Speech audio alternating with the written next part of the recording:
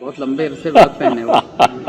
क्या इसी का इंतजार अब कर देखिए रहे थे? बात यह है कि वे क्या कपड़े पहने तो उनका खुद का विवेक है, उसके बारे में हमको टिप्पणी नहीं करना चाहिए। बीजेपी के लोग ये कह रहे हैं कि संसदीय दल का नेता चुना जाना हो तो Sonia Gandhi, leader of opposition बनना हो तो राहुल गांधी, कांग्रेस परिवारवाद से बाहर नहीं आ पा रही है। बात यह है, एक परिवारवाद संघ परिवार चलता है, दूसरा एक परिवार जल्द और तैयार हो गया था, मोदी परिवार। अब मोदी परिवार उन्होंने वापस कर लिया।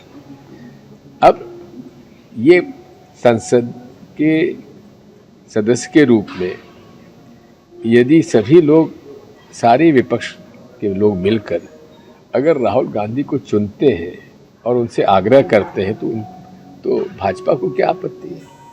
एक सवाल सर, शपथ लेने के बाद जय फिलिस्तीन का नारा लगाया, उस पर बड़ा विवाद हो रहा है। देखिए, ओवैसी जी से क्या उम्मीद करिएगा?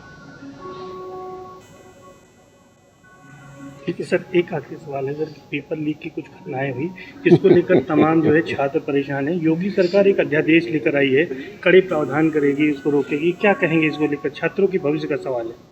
बात यह है कि जहाँ जहाँ डबल इंजन की सरकारें हैं वहाँ वहाँ नीट के या एंट्रेंस एग्जामिनेशन के या भर्ती के न केवल पेपर लीक होते हैं लेकिन नकल कराई जाती है और अपने प्रभाव के और अपने से संबंधित लोगों के चयन कराए जाते हैं और ये हजारों करोड़ का एक व्यवसाय बन चुका है। भाजपा, मेरी मान्यता है, व्यवसाय करने आती, जन सेवा करने नहीं आती है। अब सबके खिलाफ कार्रवाई हो रही है, लेकिन एनटीए के माननीय अध्यक्ष प्रदीप जोशी के बारे में क्यों कार्रवाई नहीं हो रही है, जो कि जनक हैं इस सारे घपले के? शुरुआत होती है व्यापम से, जब वे मध्य प्रदेश के पब्लिक सर्विस कमीशन के चेयरमैन थे। उस समय व्यापम पीएससी के नहीं था, लेकिन उसकी सारी योजनाएं वही हैं जो आज भी नीट में जिनका इस्तेमाल किया गया है। कोई ऐसा व्यक्ति नहीं है इस देश में जो 2 प्रदेश के पब्लिक कमीशन का चेयरमैन रहा हो, यूपीएससी चेयरमैन रहा हो और उसके बाद नेशनल टेस्टिंग एजेंसी का अध्यक्ष बन गया हो, और जहां वो रहे वहां उनके खिलाफ शिकायतें आई हैं। उनके खिलाफ भी कार्रवाई होनी चाहिए। होना ही चाहिए, इस्तीफा मांगना चाहिए। माननीय प्रधानमंत्री जी ने विपक्ष को एक संदेश दिया कल कि सामंजस्य समन्वय के साथ विपक्ष को काम करें तो उचित होगा। सामंजस्य समन्वय की शुरुआत यदि वे चाहते थे तो बड़ी आसानी से कर सकते थे कि ठीक है, हम उपाध्यक्ष का पद आपको देंगे, डिप्टी स्पीकर का पद आपको दे देंगे, तो निर्विरोध हो जाता। लेकिन राजनाथ सिंह जी ने खड़गे साहब को फोन करके कहा, उन्होंने कहा हम आपको फोन वापस करेंगे, उसके बाद कोई फोन नहीं आया।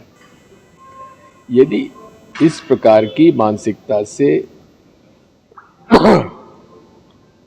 मोदी जी सरकार चलाना चाहते हैं तो फिर उन्हें किस प्रकार का समन्वय और सामंजस्य चाहिए विपक्ष का, जब आप खुद एक डिप्टी स्पीकर की जो मान्यता है, जो विपक्ष को हमेशा दिया जाता रहा है। पिछली बार आपने उपाध्यक्ष का पद ही खाली रखा, इस बार भी आपकी मंशा उचित नजर नहीं आती। देखते हैं डिप्टी स्पीकर का जब चुनाव होता तो क्या करते हैं।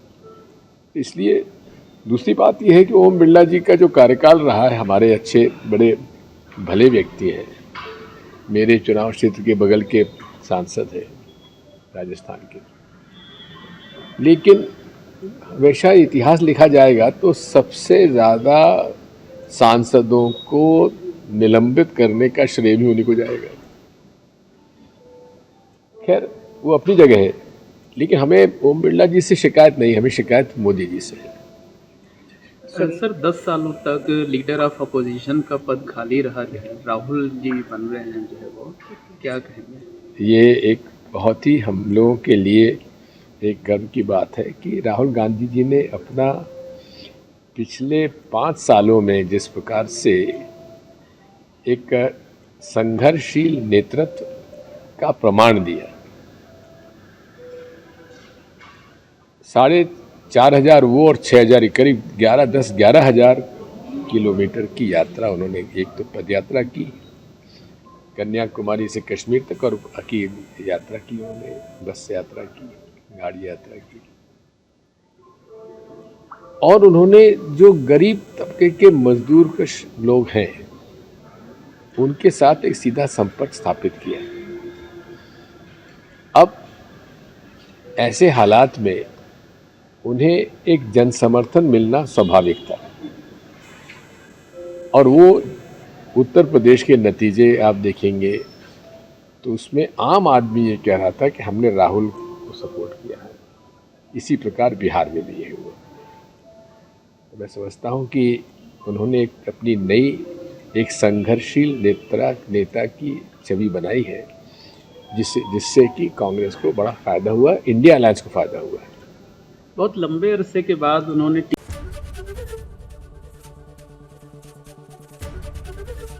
एबीपी गंगा, खबर आपकी, जुबान आपकी।